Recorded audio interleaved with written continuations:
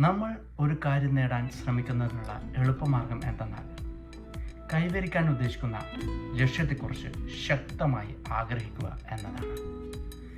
Napoleon hill അദ്ദേഹത്തിൻ്റെ think and grow rich എന്ന പുസ്തകത്തിൽ പറഞ്ഞിട്ടുണ്ട്, what ever the mind can conceive and believe it can achieve.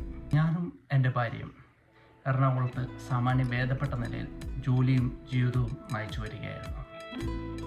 വ്യത്യസ്തങ്ങളായ multinational കമ്പനികളിൽ ജോലി ചെയ്തിട്ടുണ്ടെങ്കിലും ഒരു വെസ്റ്റേൺ കൾച്ചർ ജോബ് ഫെസിലിറ്റി എങ്ങനെ എന്നത് ഞങ്ങൾക്ക് കേട്ടറിവ് മാത്രമാണ് ഉണ്ടായിരുന്നത്. കോവിഡ് കാലത്ത് വർക്ക് ഫ്രം ഹോം സ്റ്റാർട്ട് ചെയ്തതോടുകൂടിയിട്ട് ഞങ്ങളുടെ രണ്ടുപേരുടെയും വർക്ക് സ്ട്രെസ് വളരെയധികം വർദ്ധിച്ചു. ആ കാലഘട്ടത്തിലാണ് കുറച്ചുകൂടി സാമ്പത്തിക നിലവാരവും ജീവിത നിലവാരവും ഉയർത്തുക എന്ന ഉദ്ദേശത്തോടു കൂടി മറ്റൊരു കൺട്രിയിലേക്ക് താൽക്കാലികമായെങ്കിലും മൈഗ്രേറ്റ് ചെയ്താലോ എന്നതിനെക്കുറിച്ച് ഞങ്ങൾ രണ്ടുപേരും ചിന്തിച്ചത്. ഞങ്ങളുടെ വ്യക്തിപരമായ സംസാരത്തിനിടയിൽ നാം വിട്ട ആ ആശയം ഒരു തീയായി ഞങ്ങളുടെ മനസ്സിൽ ജ്വലിച്ചു. പിന്നീട് മൈഗ്രേഷനെ കുറിച്ചുള്ള നിരവധി റിസർച്ചുകൾ നടത്തുകയും സ്റ്റുഡൻറ്റ് വിസയിൽ പുറത്തേക്ക് പോകാം എന്നുള്ള ഒരു വഴി ഞങ്ങൾ കണ്ടെത്തുകയും ചെയ്തു.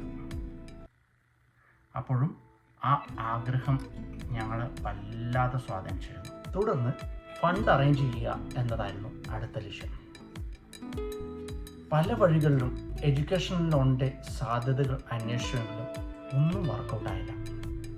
അങ്ങനെ ഒരു ഘട്ടത്തിൽ ഭീമമായ തുക കണ്ടെത്താൻ വേണ്ടി സാധിക്കാതെ അതിനൊരു വഴിയുമില്ലെന്നറിഞ്ഞപ്പോൾ പാതി വഴിയിൽ ഈ പദ്ധതി വേദനയോട് ഉപേക്ഷിക്കേണ്ടി വരുമോ എന്ന് പോലും ഞങ്ങൾ തീരുമാനിച്ചു. ഈ ഘട്ടത്തിലാണ് എൻ്റെ കമ്പനിയിലെ ഫിനാൻസ് ഡിപ്പാർട്ട്മെൻറ്റിൽ നിന്ന് റിസൈൻ ചെയ്ത എൻ്റെ ഒരു ഫ്രണ്ട് ഒരു PF സെറ്റിൽമെൻറ്റിൻ്റെ കാര്യത്തിന് വേണ്ടിയിട്ട് എന്നെ വിളിക്കുന്നത്.